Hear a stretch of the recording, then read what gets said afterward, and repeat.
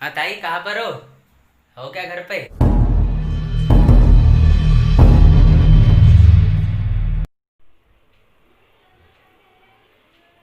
आ गए आप सब। तो साथियों, आज समय मुझे घर पर मिला तो सोचा कुछ किताब पढ़ा जाए। तो मैं पढ़ रहा हूँ मन्नर कांशीराम साहब की लिखी हुई ये किताब, जिसका नाम है चमचा युग। तो इसमें मैं जिस टॉपिक को पढ़ रहा हूँ, उस टॉपिक का नाम है चमचों की विविधता किसमें। जिसमें सबसे पहला मानर कांशीराम साहब कहते हैं कि जाति और समुदायवार चमचे होते हैं। जिसमें कुछ चमचों से वो यहाँ पर बताते हैं कि अनुसूचित जाति में कुछ चमचे आते हैं और अनुसूचित जनजातियों में होते हैं, अन्य पिछड़ा वर्ग में, और साथ ही अल्पसंख्याक समाज में जो चमचे होते हैं वो जो मजबूर होते हैं।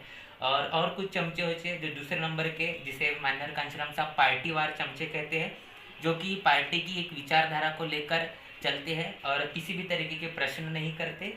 यहाँ पर मानर कांशीराम साहब ने जिस किताब में लिखा है जो चमचा युग, इस किताब में बहुत सुंदर सी एक आकृति बनी हुई है, जहाँ पर schedule caste, schedule tribe, OBC, other backward classes, minorities, इन सभी प्रकार के चमचों की यहाँ पर आकृति आप देख सकते हैं।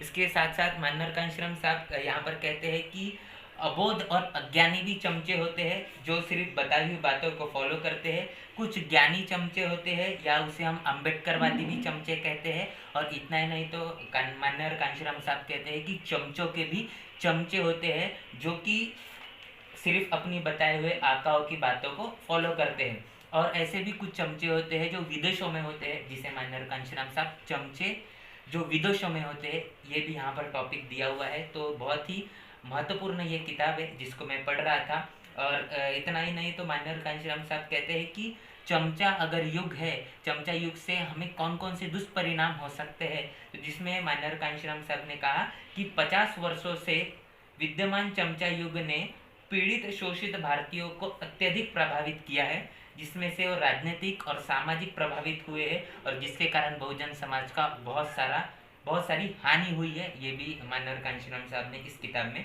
बताया है।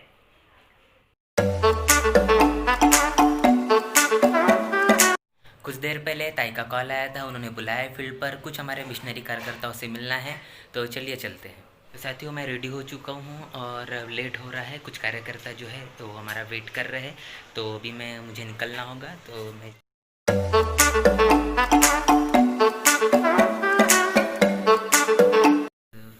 तो देखते हैं ताई घर पर है क्या।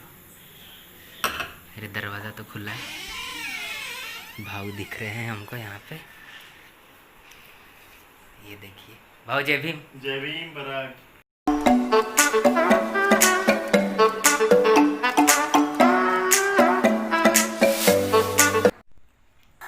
हाँ ताई, कहाँ पर हो क्या घर पे?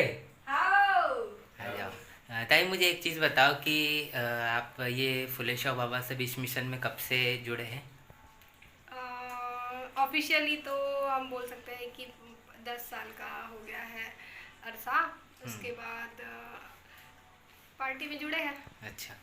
तो ताई बहुजन समाज पार्टी गोंदिया के महासचिव है, गोंदिया ज़िले से। और मैं गोंदिया विधानसभा के उपाध्यक्ष पद पर हूँ।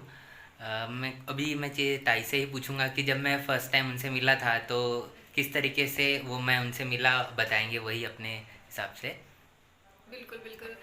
मैं बताना चाहूँगी कि पराग मुझे 4 साल पहले मिला था। 2016 में हमारा एक युवा का कैडर कैंप था बहुजन समाज पार्टी का, और वो बहुजन समाज पार्टी के कैडर कैंप में वो पहली बार वहाँ पर आया था। और उसके बाद हमारी जान पहचान हुई, कैडर कैंप अटेंड किया, और उसके बाद वो मिशन में लगातार कंटिन्यू हमारे साथ बना हुआ है। अच्छा। तो ताई का हर बार मुझे मार्गदर्शन मिलता रहता है, और मैं ये कह सकता हूँ कि अगर मुझे किसी ने अगर मिशन में लाया है और मिशन सिखाया है तो यही है, जिनके कारण अभी हम हर दिन फुले शाह बाबा साहब मिशन का जो विचारधारा है गांव-गांव तक या घर घर तक पहुंचाने का काम करते हैं। तो साथियों, ये था आज का ब्लॉग।